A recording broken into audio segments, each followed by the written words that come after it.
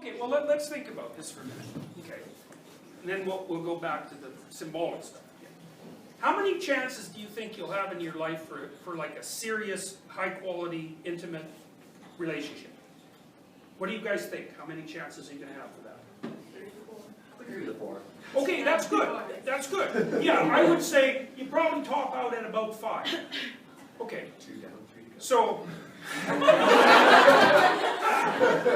okay, so, you know, that's not that many chances. Plus, you get old quick.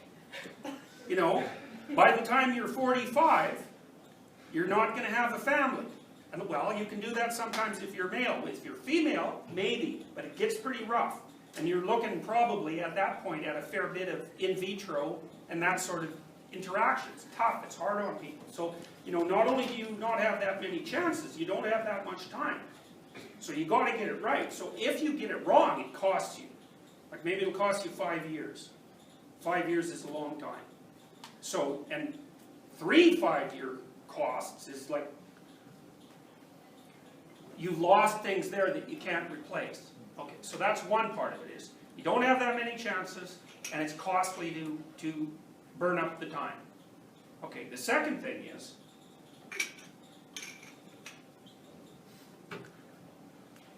a divorce is very complicated.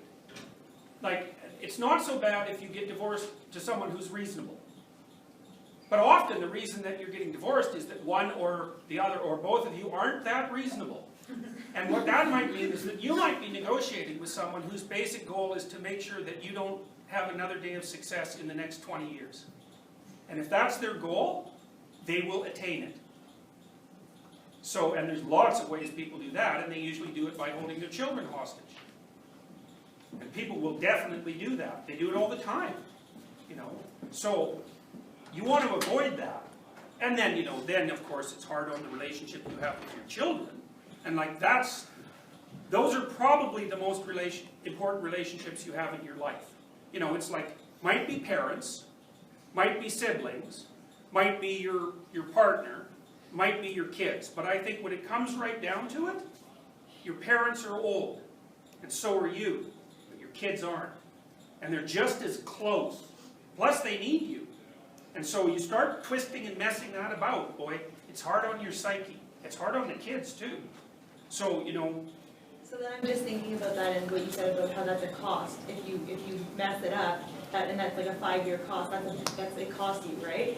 Oh, and it might be a 15-year cost if you're in a custody battle, and it will cost you $250,000. Right. Or let's more. say, yeah, but like, is it then, would you say, like being a psychologist, that it's better for people to like pursue a relationship that's like not good, to continue to do that and possibly incur further costs than it is to just cut it off? Because it would divorce. It's a complicated question. What I would say is, don't make the kind of mistakes that get you into such a stupid relationship to begin with. Okay, because that's the answer to that question. And the way you do that is by trying not to delude yourself any more than is absolutely necessary. And that means, when you're in the damn relationship, tell the person the truth. And try to figure out what the truth is for you. And don't put up with any nonsense. And stand up for yourself. And also, aim towards the good. You know, if you do all those things, then your relationship is probably going to work. If you're trying to do all those things, really, and you have a partner that will not do that, then leave. But it's a rare person who won't do that if they're stepped along the way properly and they learn how to do it. Now, not everyone's like that, because you do run into some people who are basically devoted towards mayhem and trouble.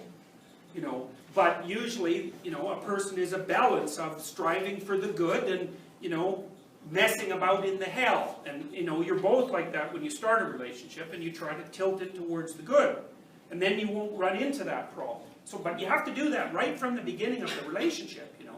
It doesn't take that much to corrupt a relationship so that it's not really salvageable. Enough mistakes, 3 or 4 acts of infidelity, you're done. You're not going to come back from that, because the fundamental element of trust has been removed. And then you can't communicate with the person because you don't know if they're telling you the truth, and then you don't know if you're dealing with reality. And if you're not dealing with reality with your partner, it's like, good luck fixing that. It's like you're working on a ghost car while the real one is sitting in the shop with the motor out, you know. It's not going to get you anywhere. So a lot of the issue is don't get in the trouble to begin with.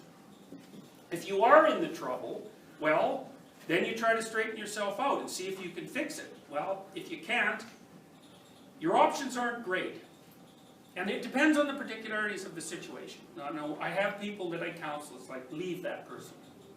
And the rule is, they're lying to you, they aren't aiming up, and you won't be able to tolerate being with them for 10 years without becoming resentful, alcoholic, and homicidal.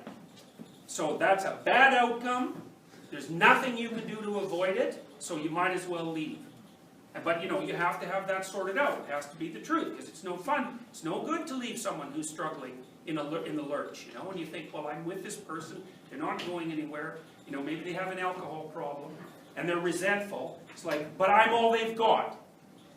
Well, they bloody well better want to fix that, because you're not going to be able to fix it.